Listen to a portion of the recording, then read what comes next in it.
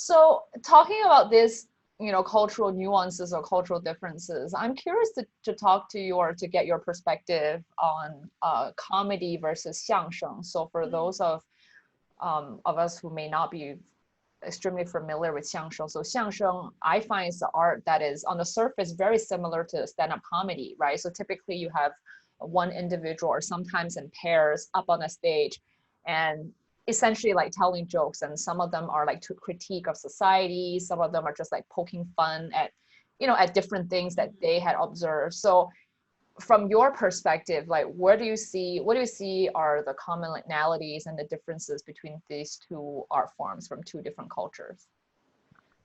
Yeah, so for like I love 相声. Like growing up, we have the 春节联欢晚会. Like 相声 is one of my favorites.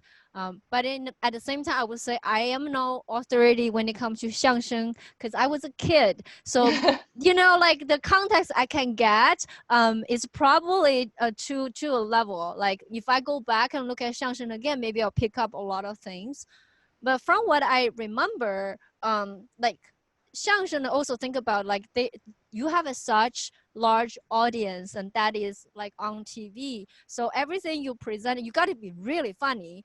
And a lot of times they have like the actor, like a character act out, but it's not personal. Like I don't know anything about that comedian, honestly.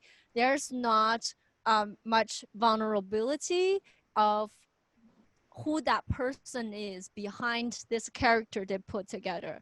On the other hand, I feel like the American form of stand-up comedian is actually all about being personal. You got to have a different perspective of who are you, and be vulnerable. I mean, of course, there are different type of comedy everywhere. So I feel like I'm trying to have a blanket cover it all, but at least the comedy I've been observing more and more, and like where we're going, and the part I resonate is it's more like it touched people's heart in a way because it's vulnerable. It's talking about your lived experience. Maybe it's exaggerated, but a lot of the comedy come from truth in life in that way.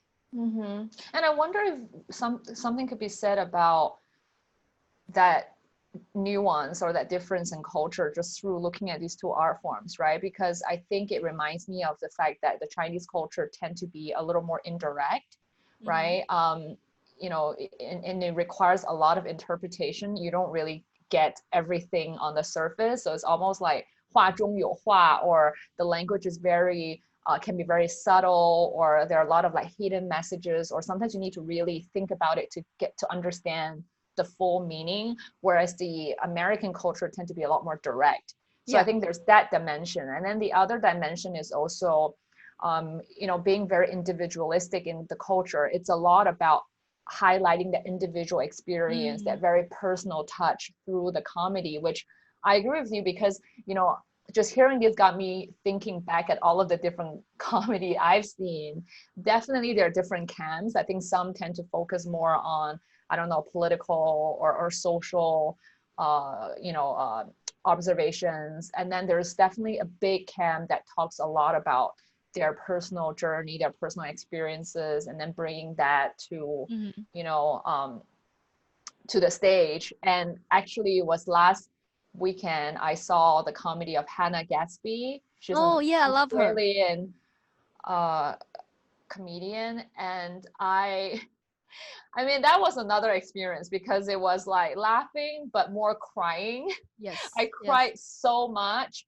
And I think that really just, like you said, it's kind of like, really just letting yourself be vulnerable and really putting yourself out there and unpacking or looking back at your past trauma. Yeah. So it's just exactly like how you're describing comedy. Yeah, she actually, I forgot to mention, she's one of the also like biggest inspiration for me, because until her, all the comedy you see almost feels like you got to always laugh, right? Actually, Hassan Minaj is also another person. Like when I watch his Homecoming King, like I have moments of tearing up, like it really like my heart just feels like, there are moments of just, you know really have tears in my eyes. But then he got me laughing. It's like laugh and cry, because you went to some place that's so deep in your heart. And Hannah Gatsby is the same way. That, and also she took a huge risk, and there's like long, however many minutes, that like you were just, whether you cry or you're tensed up. And Yes. that's a huge risk, because I know that when traditional comedy, I'm still have people say this to me all the time, every 15 seconds you got to have a laugh. You got to have every 15 seconds, otherwise you're not good enough, you're not your jokes are not tight. So being able to see somebody do that, take the risk, and people relate to that is a huge inspiration. And that opens my eye to see, no, it's not that, it's not just one way. Just go with your Mm-hmm. heart. That's what Yes. matters. Yes. Yeah. And also your point about that inner human connection, right? Because, I'm a straight woman. I mean, I'm a minority in the Western world. Mm-hmm. And her stories was very personal to her own, coming out and her own journey. And I felt that connection. I felt that connection about her saying, shame and sort of, being, brought up to think that there's one way and that is the right way, and if any deviation from that, it's, you're not normal, you are ashamed, right? And Yeah. I think in the Asian community, people talk a lot about shame, but it's not unique to the Asian community. Yeah. It's Yeah. actually everywhere, right? So Yep. again, I think it gives for me, I think it's very humbling, because it gives an opportunity to realize that maybe we shouldn't be generalizing or shedding specific light or something about to talk about cultural differences in that way, because Yeah.